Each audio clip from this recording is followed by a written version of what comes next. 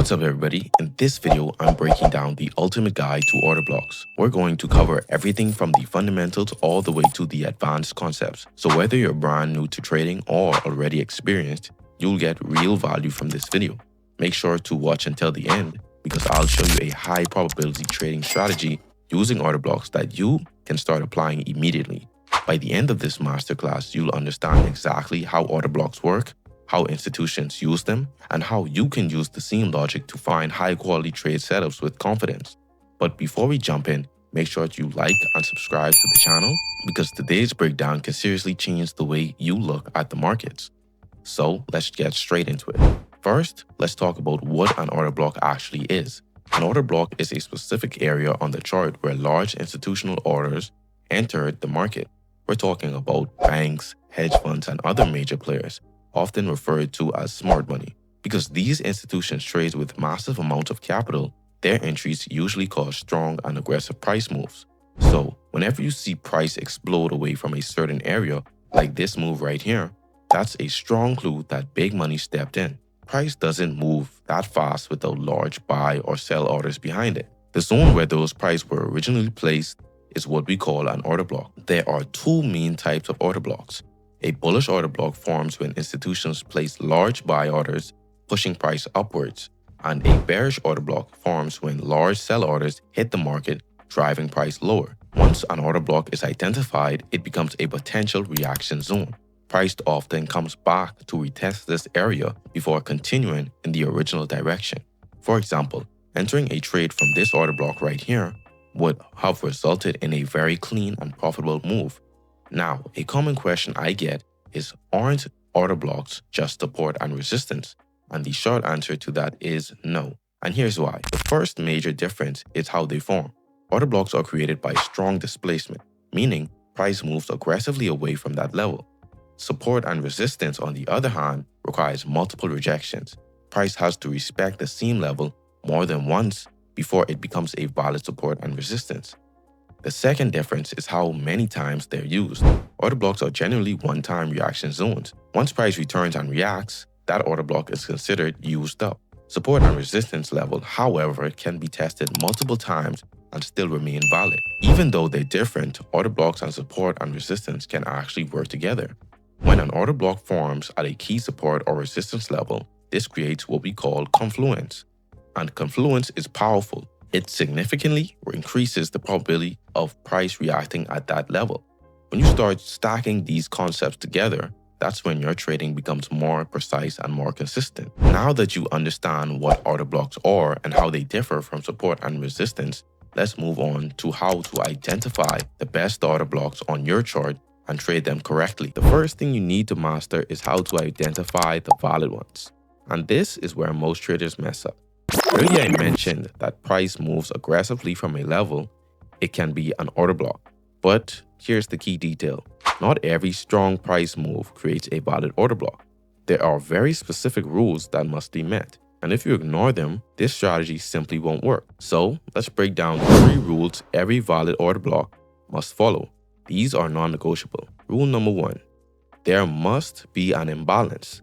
For a price level to qualify as an order block, the move away from it must create a gap in price, also known as an imbalance or inefficiency. Anytime you hear those words, just think gap.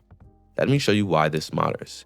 Here, we have 2 price moves that looks almost identical. Both push aggressively to the upside, but there's one critical difference.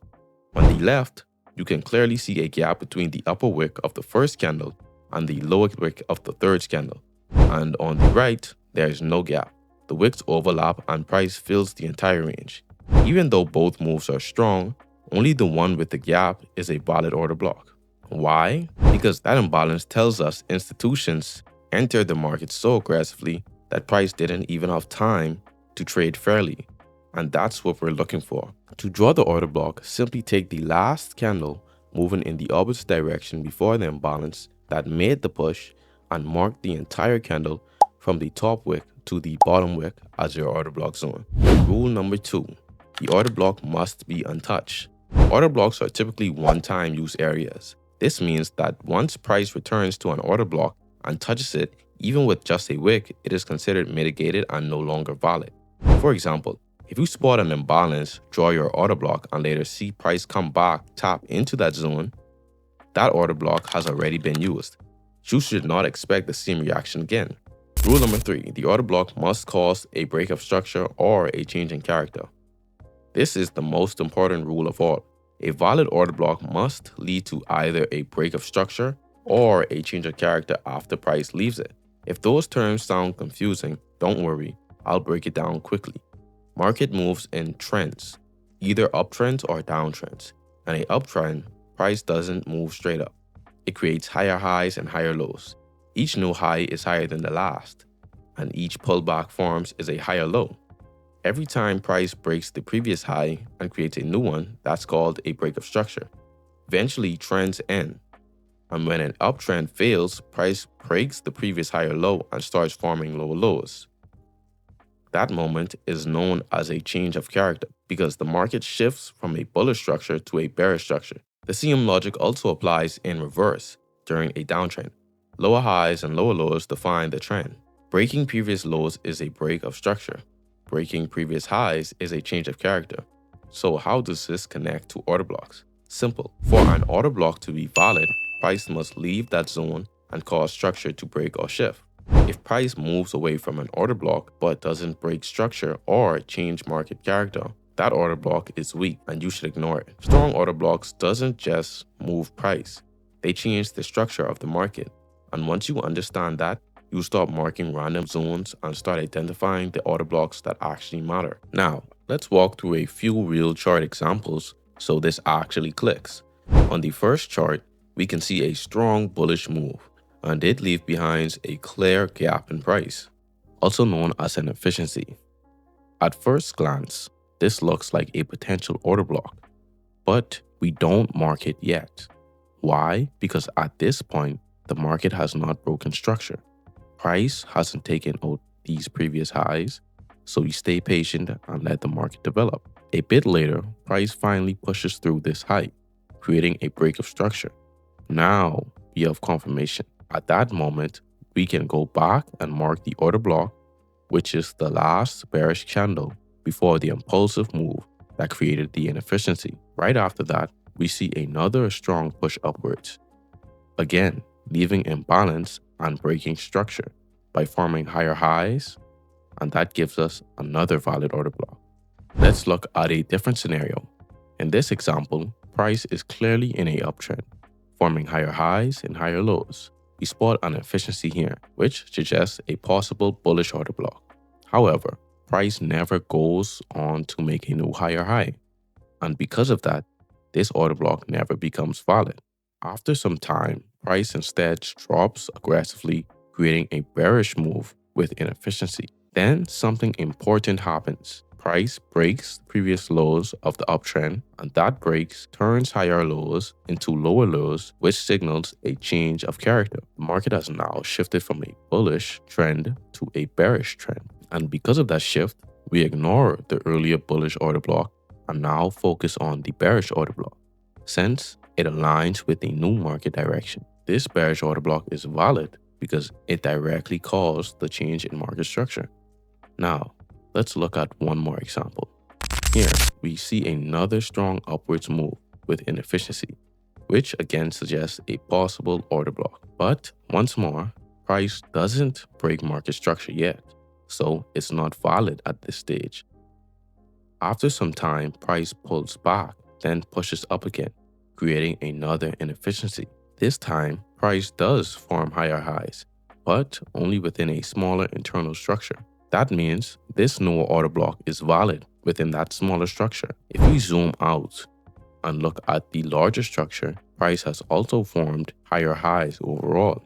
That means that the earlier order block becomes valid as well, since structure was eventually broken on the higher time frame. So before we move out, let's lock this in. A valid order block must meet 3 conditions. Number 1, it must create a gap, also known as an imbalance or inefficiency. Number 2, it must remain untested or unmitigated. Number 3, price must cause either a break of structure or a change in character after leaving it. Now, let's break down a simple and effective strategy that you can use to trade order blocks step by step. In this example, the market is clearly in a uptrend, which means our bias is bullish. When price is trending higher, we want to trade in the direction of the trend. So we focus exclusively on buy setups and ignore sells. Here, price pushes higher and breaks structure to the upside. During that impulsive move, we can see an imbalance form, which confirms institutional participation. As a result, price leaves behind a valid order block, which will mark on the charts. Once the order block is identified, we then wait for price to retrace back into that order block zone. And when price returns to the order block, this is where we refine our entry. Instead of entering immediately, we scale down to the 15-minute time frame to look for confirmation.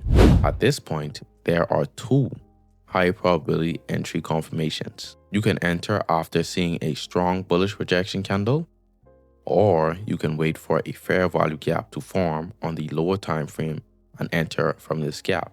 Both entries allow you to enter with precision while keeping risk tight. For risk management, your stop loss should be placed just below the most recent swing low, giving the trade enough room to breathe while protecting your capital. And for your take profit, a clean and logical target is the nearest high on the 4-hour time frame, since higher time frames can carry more weight and are often where price reacts. Now, you've got a solid understanding of order blocks. If you're looking to keep growing as a trader, the next video breaks down another important concept that can improve your overall performance. Feel free to check out that video on your screen. This is the Trading District, and I'll catch you in the next one.